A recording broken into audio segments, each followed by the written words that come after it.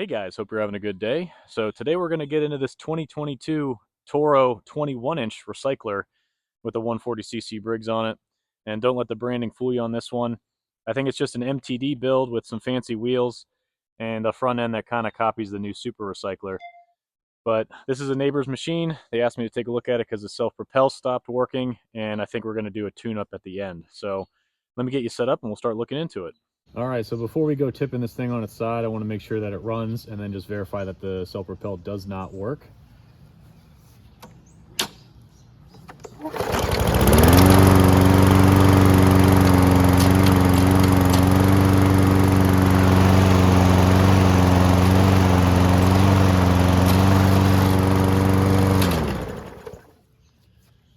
Yeah, I'd say that doesn't work. Let's tip it up and take a look. Okay, tipping this thing up, I'm going to put some plastic around the gas cap because I don't think these seal that well. And this thing's probably going to be on its side for a little bit. Here we go.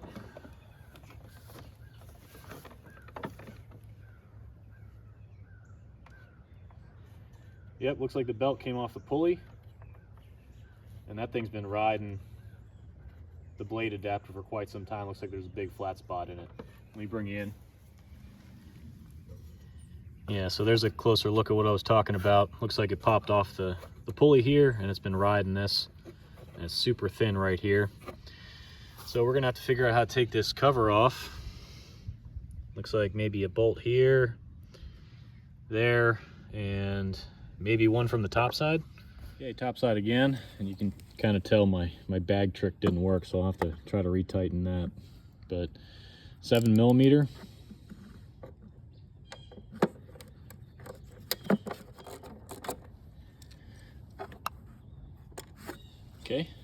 Okay, flipped up again, and we might as well take this blade off because that needs to be sharpened anyway, and then we can get this belt cover off easier after that.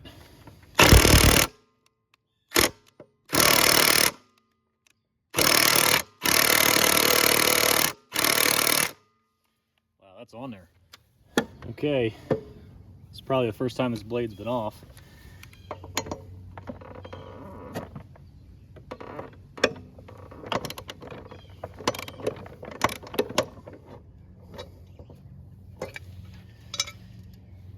So interesting, the bolt's actually splined on there, I guess to prevent blade rotation, since there's no key. Well, I guess this locks it in too. I'm not sure why that's on there. If you know, post in the comments below. Okay, and then I only see these two back here that hold it on, and those are 10mm.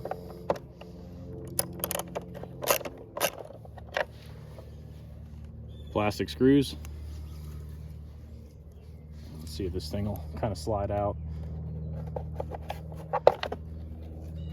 Okay. Yeah, there's a push alignment pin that corresponds up here as well. So this is the screw from the top, and this was the pin that we saw from above. See if this adapter will slide off, and then we can kind of address the belt here and how to take it off. So I have not worked on one of these before. So yeah, look how look how burned through that is. Smoked it.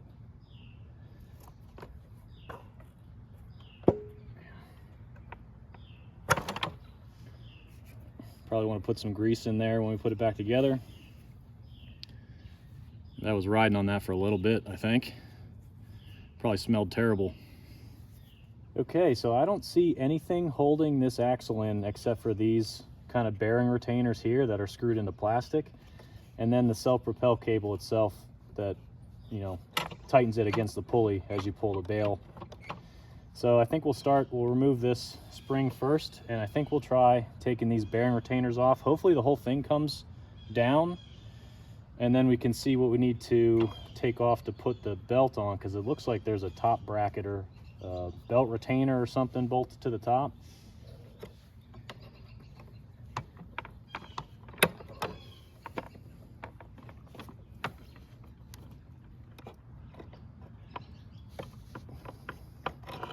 Okay, I brought you in because we're not going to be able to remove this because the hook end on it is pretty long.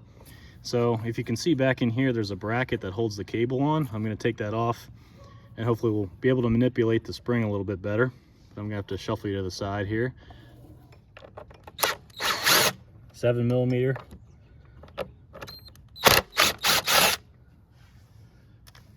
Don't lose these screws. I'm going to have to try to find the one that just dropped.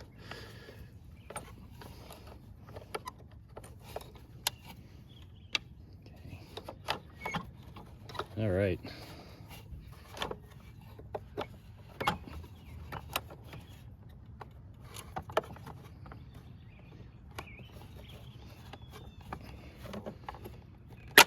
Okay. Good there. Let me find that other screw quick. There we go. Okay, so I'm wondering if we can just rotate this down and sneak the belt on. That'd be really nice. Let me try to adjust this, the height of cut. Maybe this bar will move backwards and let us do that. Okay, so we're on the highest deck setting. That's the farthest that bar is going to go back. And if we're lucky, this will just pivot forward and we can take this top retainer off, slide that new belt on, be home free. Yeah. Okay. Looks like 3 screws.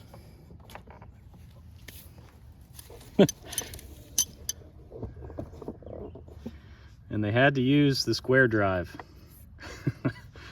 Okay, let me go see if I have that. Okay, so I got this screwdriver with the square drive on it. I couldn't find anything else. So if this doesn't work, I'll have to keep looking. But it's an S2. Fits in there good, and it looks like a plastic screw. Now, I can't get a straight shot because the deck's in the way, but I should be able to go through the actual belt hole. Rotate this back a little bit.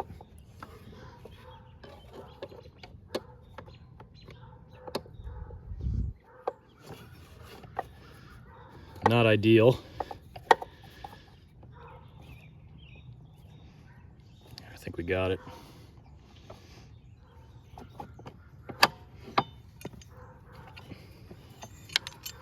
Okay. There's a look at where all the locations of the screw are.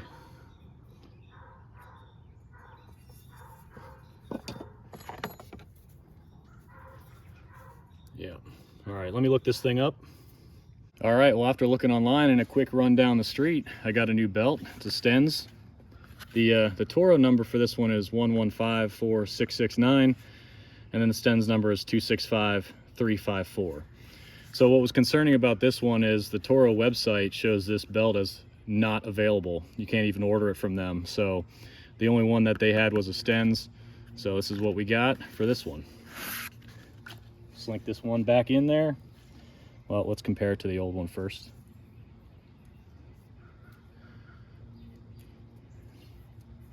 Yeah, it looks right. So we'll slink this back in here. Get that belt guard on. And that should wrap up the self-propel part of this.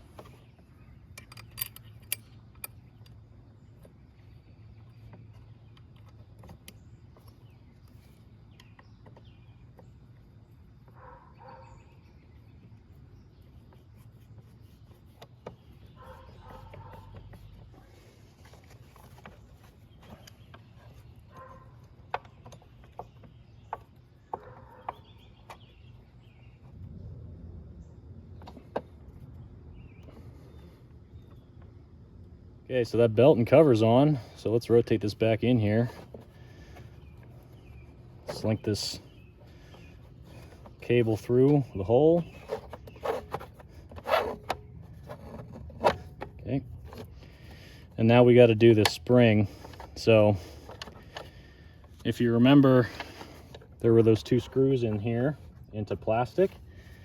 And I think I'm going to put this spring on here first.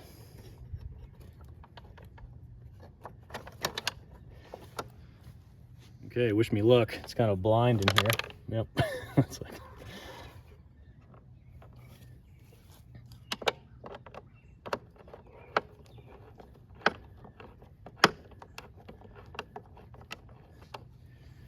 Okay, now we got to get the second one.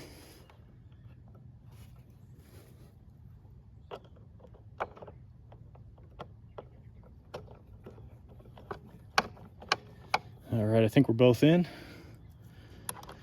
And this is going into plastic, so don't go crazy with this.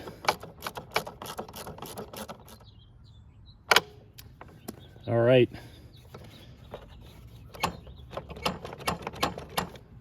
I think that's it. Let's get this back together. Okay, just a light amount of grease here. Should let this come off easier in the future if anyone else is in here.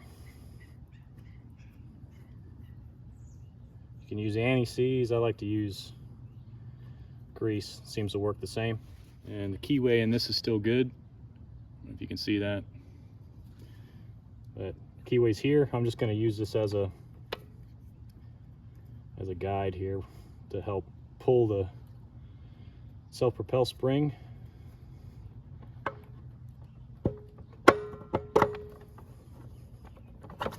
right. Okay, let's do the belt cover.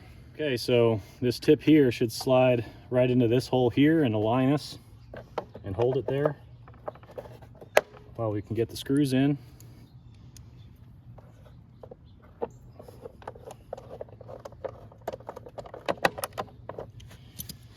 All right, before cinching those down, I kind of want to get the one on the top side put in so we're not misaligned when I tighten these down.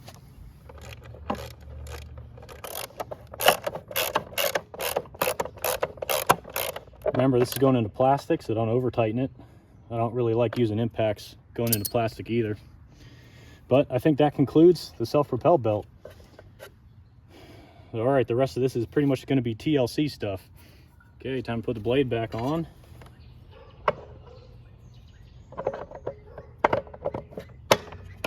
Scrape this out for them first.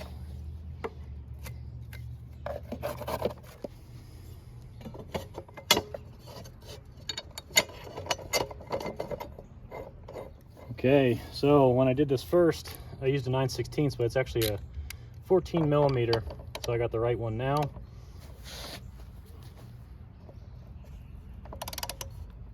Okay. I'll have to look up the torque for that. I think it's probably somewhere between 35 and 40 foot-pounds, but I'll get that torque before getting it back to them. Well, I was way off. It's 60 foot-pounds. So let's get that put on now.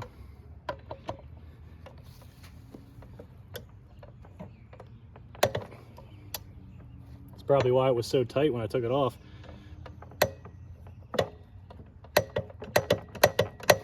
All right, good there. All right, flipped right side up again to test the self-propel with a new belt that we just put on. If we need to adjust it, there's an adjustment block here and that'll adjust the tension to go faster or slower, I guess. I'm not quite sure why it came off in the first place. Maybe they hit something in the yard and it kind of walked itself off the pulley, but we'll adjust that if we need to. But let's get that plastic bag out of the tank first and then we'll start it up.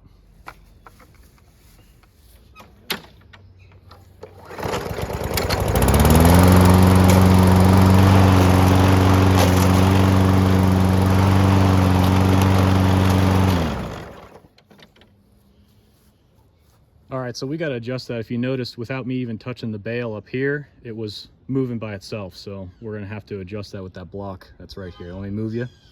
Okay, here's the adjustment block that I was talking about. You couldn't see it from the other view, but this is our self-propel cable. This is our engine control on the top. And you can see someone's already been messing with this. It's an 11 millimeter. But we're gonna loosen this up, and you can already tell it's pushing its way back up. So I just wanna move it so that when the bar is the whole way down up here, you got some slack in the cable here. So I think we'll put it right there. Slide that up a little bit more. See how it's slack there? I think we're gonna leave it there and then test it again. We want the wheels to not be turning when the engine's running, only when you use this bar. Okay, here we go.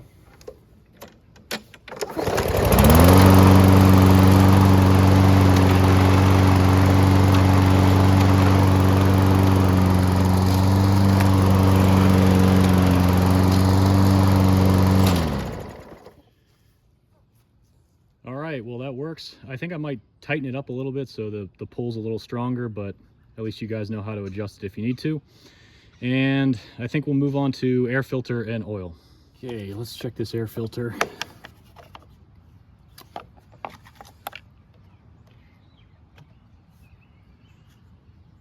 Not the best I've seen, but I think I'm just going to blow it out for him.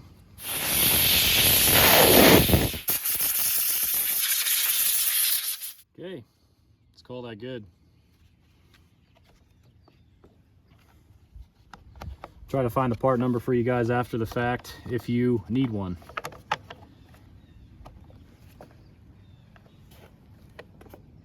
Okay, all right, last up is oil. And that looks pretty clean, actually. See what the level is. And just a little overfilled. But 2002 mower, this is probably break-in oil. So let's change it. Okay, so we're set up for an oil change. And if you haven't done one of these before, this is how I do it. I usually let the engine run for about 5 minutes. I have the bail bar clamped, so it'll just sit here running for a little bit. Once the oil is warm, it kind of flows out easier. So once that's done, I'll stick my foot against this wheel, tilt the mower this way, and pour the oil into a container so I can kind of see what the oil looks like coming out of it. So we'll get this thing fired up, let it run, and we'll drain that old oil.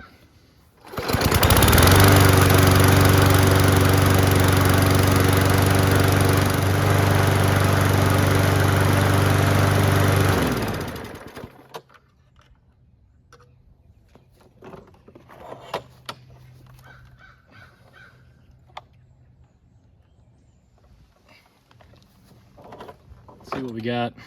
So we got right about 16. And I don't know if you guys can see all this metallic-y in there with the reflection of the cup, but I bet you this was the break-in oil. And it wasn't changed since new, which was 2022, so 2 years. So this is why it's important to change your oil, especially on a new mower. Get that break-in material out of the engine. Okay, let's get some new stuff in. All right, here's maybe a better view without a reflection. See all that gray? That's all break-in engine material. Okay, so I got about 16 ounces measured out here already. I think this engine takes 15 ounces per the manual and SAE 30, but if you look on Briggs' website, they kind of loosen that restriction to, you could use 1030, you can use 530 synthetic, I think now, but this is 1030.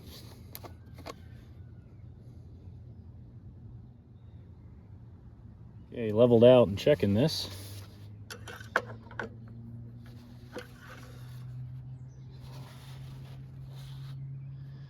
We're right at the top dot.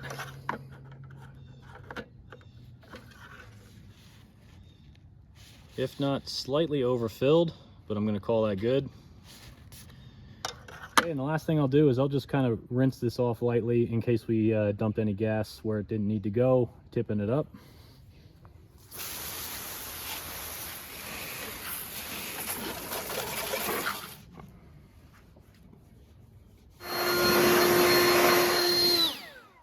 Okay, one more start to make sure everything's good.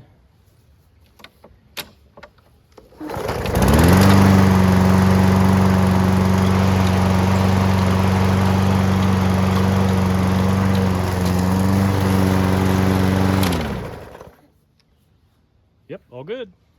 Okay, well, with that, I think we'll end this one here, and I'll get this thing back to my neighbor. It's moving under its own power again, and of course we took care of some TLC items.